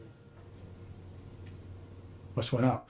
The other boat that we had, this is a different type of boat that we produced. This is a different one. As I explained in my email, I think it was back in 2016, 2017, Sheriff Boyd disbanded the Lake Patrol. At that point in time, they had 2 boats in their possession. 2 years ago, we auctioned one of them off when we got the grant from the Healthcare Foundation, and then now I'm looking to trade this one in, as it's just been sitting in storage and hasn't been any use for us. We want to trade that in to go toward the purchase of a new watercraft. Oh, does the boat have any value? Is it a V-neck? Is it a V boat? Is it a? There's not much value to it. The trade-in price that they're giving to us, I think is fair. I think trade-in value that they're going to give us is about $9,000 for us. That's fine. Mm-hmm. Thank you. Okay, all those in favor, please say aye. Aye. Aye. Mr. Aye. Novak, could you? No, we don't need one. Check. Mr. Novak, could you just give us your aye or nay? Aye. Thank you very much. All ayes, motion carries. There's no nays. Okay, moving on to the next one. Requesting permission to spend from the commissary account for uniforms not to exceed $25,000. Do we have a motion? Motion to approve. We have a motion to approve. Do we have a second? Second. We have a second. Any discussion? Hearing no discussion, all those in favor, please say aye. Aye. I could hear Mr. Novak's aye on that one, so we can move forward. Motion carries. LaPorte County voter registration. Thank you. Requesting a transfer of funds from office supplies to dues for Indiana Voters Registration Association dues for $30. Motion to approve. Second. Third. I'm going to skip discussion. All those in favor, please say aye. Aye. Thank you. Surely we need to debate Any that nays? Hearing none, motion carries. LaPorte County Assessor requesting to spend from the Sales Disclosure Fund for training, education not to exceed $2,000, and to also purchase a used office copier for approximately $6,000. Do we have a motion first? Or do we want to hear So I'll make the motion. a second? Second. Okay, now, sir. Mike Schultz, LaPorte County Assessor. It's basically a non-reverting fund, so whatever I spend or don't spend, it goes back into the fund. But I did find a used copier for $3,500. The last copier I bought was a used copier, and it lasted us 12 years. So I talked to Darlene, and this one can go under the maintenance contract that the county has. It's just that now the machine's starting to nickel and dime in this. But So you're going to be here 12 years? Yeah, I'll probably be here another 12 years. So then the next guy can worry about the copier. But it's a copier, it's a scanner. It's 5 people use it as a printer, as a fax machine. Believe it or not, we still get faxes in, mostly on personal property tax returns. So and then the other on the training, because of the turnover that we had with Michigan Township, I do pay that training, and so it's just to make sure we have enough money when it comes towards the end of the year that we cover our conference in the end of the summer. So I just have one clarification. You said it's only costing you $3,500, but you've asked for $6,000. So right, because I didn't know at the time. It was real quick to get it in. But if you want to knock that down to $3,500, it's just $6,000, or what was the council's pleasure? Because Mark, you made the motion. It's Not to exceed 6,000 is fine. okay. Second. I would make a motion to amend it to not to exceed 3,500, if that's what your estimate came in lower down. Do we have a second on that? Fine. Okay. Because it's being spent there, all those in favor, please say aye. Aye. Any nays? Hearing none, motion carries. So nothing. We move on to the LaPorte County Prosecutor's Office, requesting a transfer of funds in the 4D Incentive Fund for salary. This is Social Security, Medicare, and PERF. 7709 for salary, Social Security 478, Medicare 112, and 864 for PERF. We did get notified that the prosecutor's not here. I am concerned that this money is being spent for a 4D person. I do not have verification of that. Anybody else have verification? Motion to table. Okay, motion to table and second. All those in favor say aye. Aye. Aye, thank you. It's tabled. Moving on to LaPorte County Auditor, requesting additional appropriation from Lit Public Safety for poll position raises and Sheriff's Department merit program. This is to start paying down the amount that we owe on the retirement fund. Motion to approve. We have a motion to approve. Do I have a second? Second. All those in favor, please. Oh, no, roll call, please. Councilman Rosenbaum, Aye. Councilman Novak, Aye. Councilman Cunningham, Aye. Councilman Mullenhour, I have to abstain. Councilman Yakelski, Aye. Councilman Keel, Aye. and Councilman Kronko. Aye. 6 ayes, 1 abstention. Thank you. The Auditor's Office is requesting additional appropriation from Riverboat Wind Tax or ARP for legal fees, for not to exceed $10,000. I'll speak to this again. I did provide you the copy of that bill a couple of council meetings back. Just a point of order. Isn't this tabled It has to be removed from the table, yes. to have a discussion? Yes, thank you for the correction on the point of order. So, Mr. Auditor, it was tabled, and so therefore somebody has to remove it off the table. Motion to remove it from the table so we can discuss it. Second. We have a motion and a second. Doesn't it have to be the person that tabled it, or am I wrong?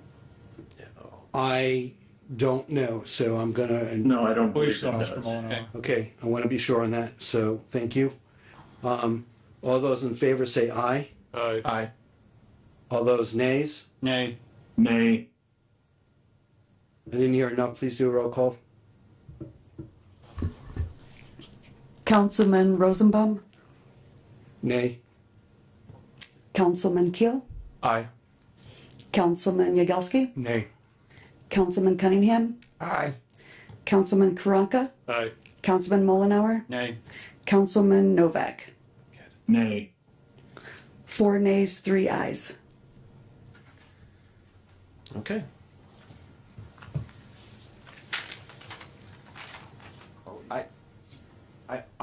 I just want to say to the attorney that I don't believe that's accurate, that it needed to be brought off the table, and that it was put on the agenda. Discuss this. And it was tabled. advertised, It discussed it. and that's not correct. I don't believe that's correct. It was Because previous. we talked to DLGF about this. Mr. President. Well, I think we're going to need to take this over. I always hear if there was going to be an issue, I spoke to DLGF, I spoke to SBOA. These things, if there are issues that need to arise, let's not do it in the middle of an open meeting. Send me an email and say, hey, Guy, this is an issue, we need to do it. Well, but I'm gonna make a recommendation to the council regarding that. This has been an issue, but the council has never once said, DiMartino, what is your opinion regarding these bills? Take a look at it, or anything like that. Why doesn't somebody just say, hey, lawyer, look at it. Look at the pleadings, give us some idea about what's going on, as opposed to every month. And then you can say yes or no or whatever it is. This has been going on for 6 months now. So that's just my opinion, legal opinion. Okay, since we've tabled it, how can we ask you to do that?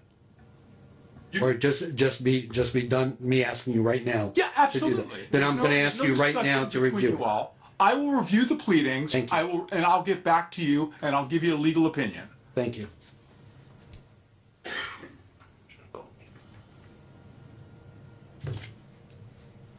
Moving on, LaPorte County EMS, requesting additional appropriations from Lit Public Safety, Riverboat Wind Tax, or ARP.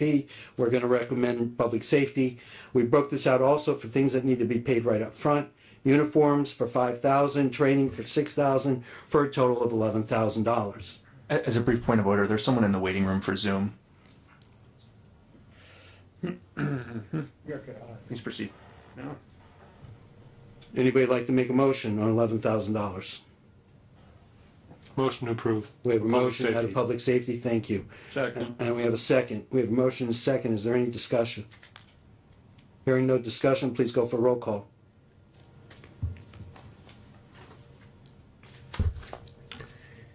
Councilman Novak. Aye. Councilman Keel. Aye. Councilman Rosenbaum. Aye. Councilman Yagelski. Aye. Councilman Cunningham. Aye. Councilman Mullenhour. Aye. Councilman Karanka. Aye. I believe it was 7 ayes. Thank you. Moving on. This is the, Okay, that's it. Mr. No. Go ahead. And, we're Mr. moving on. It doesn't matter. Because we tabled it. So we can't, we're not going to go. Moving on to other ops, $29,000, gas and oil, $47,000, and overtime, $98,000, for a total of $174,000. This too is to be paid out over 4 months. Do we have a motion out of public safety lit? Make a motion to take out of public safety. Thank you. Do we have a second? Second. Any discussion?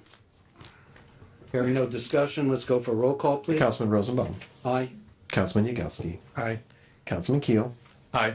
Councilman Mullenhour. Aye. Councilman Karanka. Aye. Councilman Cunningham. Aye. And Councilman Novak. Aye. 7 ayes. Thank you. Okay, LaPorte Superior Court number 1, this is a transfer of funds from the court reporter pay to the subscriptions for ZipRecruiter fee to help in hiring a court reporter, $4,000. Is Since it's, it's out of their own funds, so we need a motion. Motion to approve. We have a motion to approve. Do we have a second? Second. Okay, for discussion, there was some question whether or not it can be moved from a payroll account to subscriptions, but it's all about payroll. So I don't see that this being a problem, so I'm gonna ask our attorney just to confirm his understanding. Michael, you cut off. So this is. Oh, okay, I'm sorry. 100 account to a 100 account? Well, no, it's a 100 account to a 300 account. So the issue is that it is for payroll issues, related issues. So I don't know if we can. That's not payroll. Recruiting is not. So they can't take it from this fund. I would suggest they put back.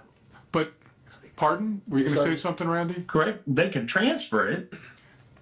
But this is one to the other. But this That's isn't. what they're asking. This isn't from a 100 account to a 300 account.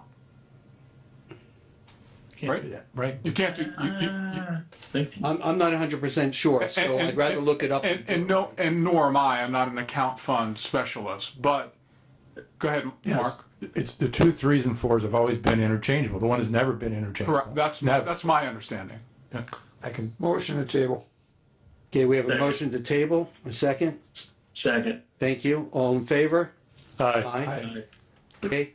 Mr. President, I'd make a motion to untable the prosecutor's request. Mr. Fagan is now on Zoom. He has indicated that he was told that he did not need to be present for tonight's meeting, but he's now here to take any questions. So with that, I'd make a motion to untable that item. We have a motion to untable the item. A second. We have a second. All in favor, say aye. Aye.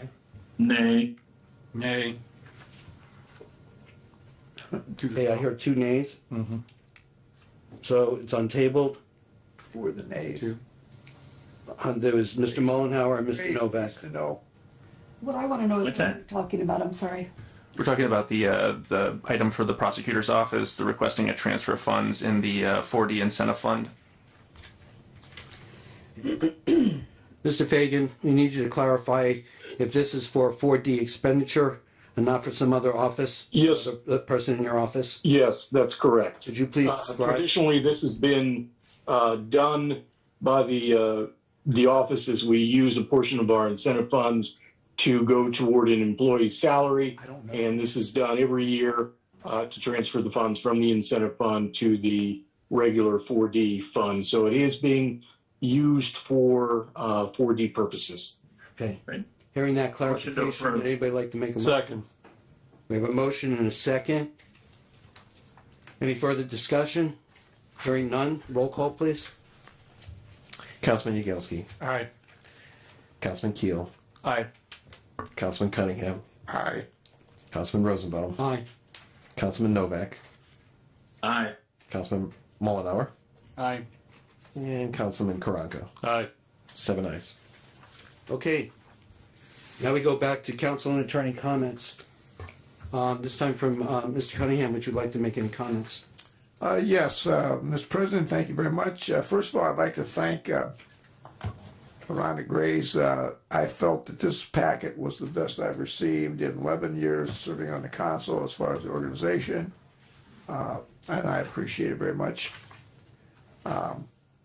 Secondly, and more importantly, I believe I've witnessed at the national, state, and now local levels to decide that party loyalty has become a detriment to the average taxpayer, and I hereby declare myself an independent for the rest of my life.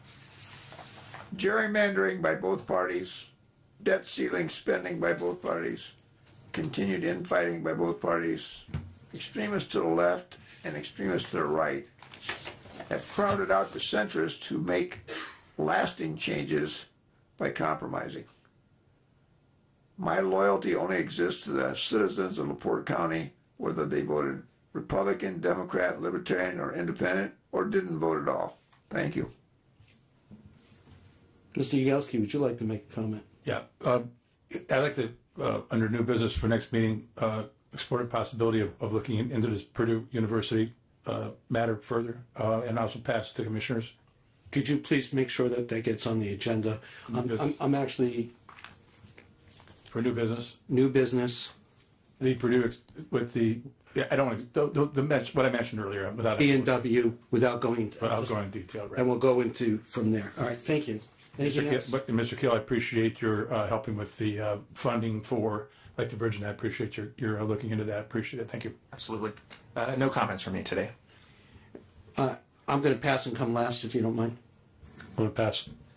Passing. Okay, so real quickly, I'm going to say I appreciate the cooperation that we saw tonight from this council board and also during the month.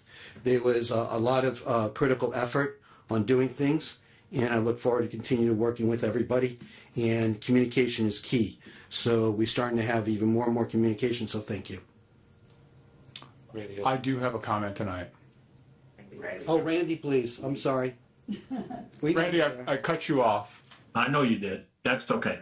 I just want to state the only reason I voted, I'm not against paving the roads or doing anything. This is nothing against Mr. Stevens. I would like the information before the meeting. Mr. Rosenbaum sent me a couple pictures, but then he says there's 4 more pages, I think total in this. We need this stuff before the meeting. When we're spending $2.5 million, I don't think it's asking too much to get the information ahead of time. So that's all I got to say. It's nothing against him. It'd be nice to get it ahead of time. So with that, have a good night. Thank you, Mr. Novak. And thank you for really doing the midnight hour now, beyond the midnight. We're pushing 3 o'clock. So. Okay. So I started representing the council when you came on board, Mr. Rosenbaum, about 5 years now, right? Mm-hmm. I think we all need to reframe things in the way that we look at things. There's no emergencies. We all know the issues. If you all need legal advice, if you all have issues that come up, I'm always available and I always get back. I think we need to frame things and we need to take positions like when things are going on in the county, what do we need to do to get this done? What do we need to do to move things forward? We have a lot of stuff going on behind the scenes where this one's not doing this and this one's not doing that. And I just don't think that it's really effective. And I'm starting to get worn out and patients are starting to get a lot low. And I'm just bringing it, and I'm usually the one who doesn't do that. So I'm just saying maybe we need to reframe things and say we have a problem, how do we get it done? What can we do to all work together to get it done, like you all are doing with Juvenile Center and community corrections and things along those lines. That's all I have to say. I appreciate working with y'all, but I think we need to reframe things. Okay. Motion to adjourn? So moved. Second. All those in favor? Aye. Thank you.